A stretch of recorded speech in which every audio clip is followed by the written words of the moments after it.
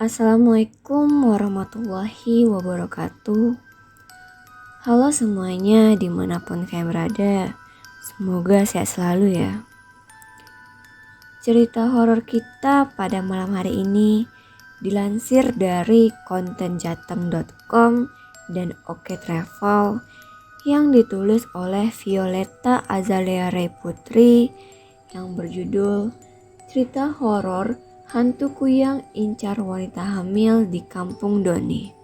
Tetapi sebelum cerita horor kita dimulai, alangkah baiknya teman-teman menekan tombol subscribe untuk mendukung channel ini agar terus berkembang.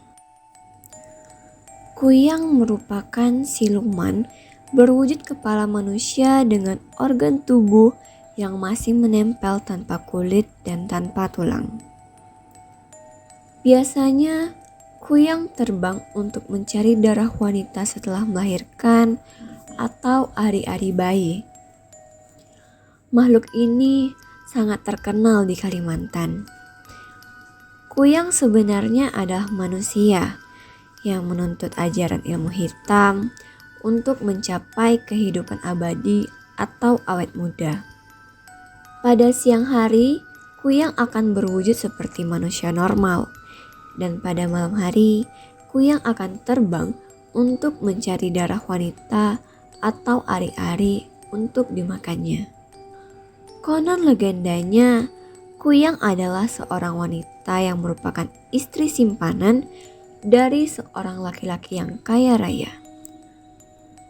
Suatu ketika, ia ingin suaminya hanya cinta dan tunduk kepadanya, sehingga dia pergi ke dukun untuk meminta ilmu hitam agar keinginannya terwujud. Dukun itu pun memberinya minyak dan memberikan pantangan yang harus dihindari oleh wanita tersebut.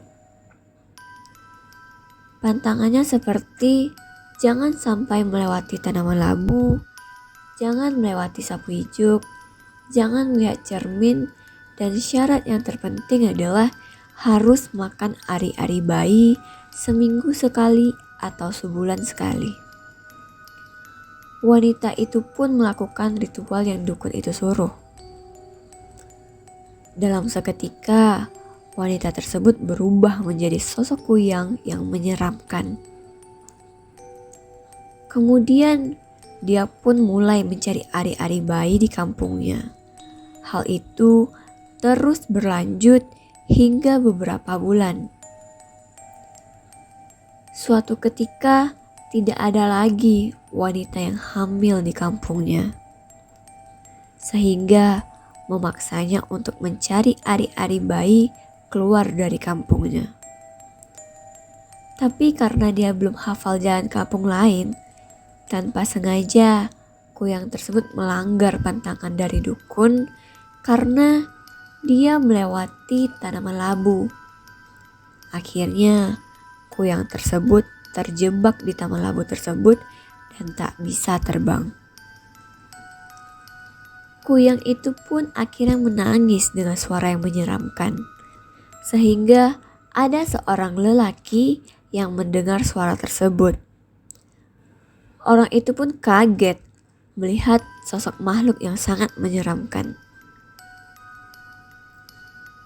Kuyang itu akhirnya meminta tolong untuk membawa tubuhnya pulang dan akan memberikan imbalan berupa perhiasan jika laki-laki tersebut mau membantunya.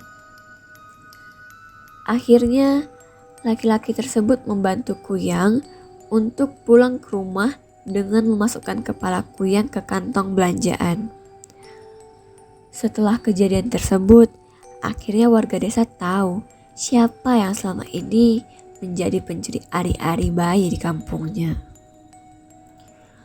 Konon, untuk melawan kuyang, warga perlu menggunakan sapu ijuk, cermin, dan tentunya doa yang akan membuat kuyang tersebut takut.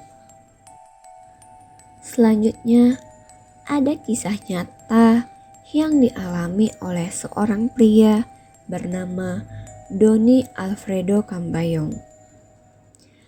Doni yang lahir dan besar di Kalimantan Timur cukup mengetahui perkara tentang hantu kuyang.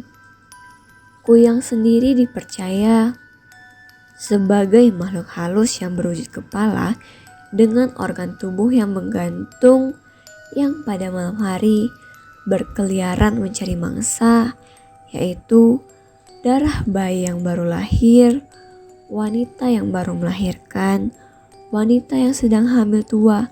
Bahkan jika kuyang tidak menemukan wanita hamil atau bayi, dia juga dapat menghisap darah menstruasi yang dibuang sembarangan.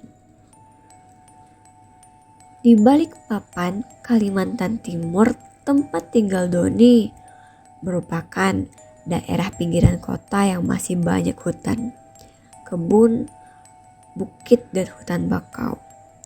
Sekarang hutan tersebut sudah banyak berkurang seiring pembangunan. Menurutnya, di balik papan timur ada 3 kampung yang reputasinya sudah terkenal sebagai sarang kuyang. Dan tempat tinggal Doni berada di antara 3 kampung tersebut. Saking terkenalnya reputasi negatif kampung ini, setiap wanita hamil dari luar kampung tidak akan berani menginjak kaki di 3 kampung ini. Waktu Doni masih duduk di sekolah dasar, ia dan teman-temannya sering bertukar cerita mengenai hantu kuyang yang sering menampakkan dirinya baik di desanya maupun di desa sebelah. Biasanya anak dari kampung X yang akan menjadi narasumber karena di kampungnya cerita seputar kuyang sudah menjadi rahasia umum dan jadi makanan sehari-hari. Seiring saya tumbuh besar, saya pikir cerita-cerita teman SD saya itu hanya mitos dan isapan jempol belaka, layaknya cerita hantu di WC sekolah ataupun cerita horor khas bocah SD lainnya, ungkap Doni. Meski awalnya menolak mentah-mentah, namun Doni akhirnya mengalami dan menyaksikan sendiri kejadian di luar nalar tersebut. Beberapa kejadian di antaranya yaitu ada sepasang suami istri perantau dari Jawa yang mengontrak di kampung Doni. Saat itu istrinya sedang hamil, namun tetap harus bekerja sebagai SPG di mall. Sebenarnya warga kampung sudah memperingati agar tidak sering pulang malam, apalagi sendirian. Tetapi dia tidak menghiraukannya. Sampai suatu malam, wanita tersebut harus pulang lewat dari jam 11 malam dan melewati kebun kelapa sebagai jalan pintas. Keesokan paginya, ia mendapati perutnya sudah kempes seperti biasa dan setelah diperiksa tidak ada janin di dalamnya. Ada juga seorang ibu hamil yang kebetulan kakak ipar teman saya. Dia pergi untuk berbelanja di pasar malam yang diadakan di lapangan kampung. Tiba-tiba ada seorang nenek asing datang mengelus perutnya sambil bertanya, "Berapa bulan usia kandungannya?" kata Doni. Karena tidak peka dengan fenomena tersebut, si ibu hamil membiarkan saja si nenek mengelus perutnya. Tak lama sesampainya di rumah, si ibu merasakan sakit perut dan melahirkan. Namun saat dilahirkan, anaknya sudah tak bernyawa dengan keadaan tubuhnya yang sudah membiru. Teman sekolah Doni juga pernah menjadi korban kuyang.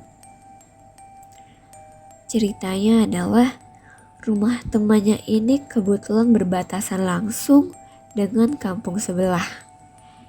Teman Doni pindah ke kampung halaman orang tuanya di Jawa setelah lulus SMP dan baru kembali ke rumahnya di Balikpapan setelah dia lulus kuliah dan menikah. Istrinya yang baru pertama kali ke Kalimantan tentu masih awam dengan mitos ini. Ketika beberapa hari anak pertamanya lahir, si istri ingin pergi buang air kecil, melihat ada kucing yang masuk ke kamarnya. Namun ia tak menghiraukannya. Padahal saat itu anaknya ditinggal sendirian di kamar. Sementara mertuanya sedang di dapur. Sekembalinya dari toilet, si bayi tersebut sudah terbujur kaku dengan badan yang membiru, kata Dodi. Dari 3 kasus di atas, mungkin bagi tenaga medis ada penjelasan secara ilmiah dan masuk akal. Tapi bagi mayoritas warga di sini, hal itu adalah karena serangan kuyang. Sekian cerita horor kita mengenai teror kuyang. Semoga dari kisah horor ini dapat kita ambil pelajaran dan hikmahnya. Apabila teman-teman memiliki cerita horor lainnya, bisa kirimkan cerita teman-teman ke email chkceritahororkita@gmail.com. Sampai jumpa di episode selanjutnya.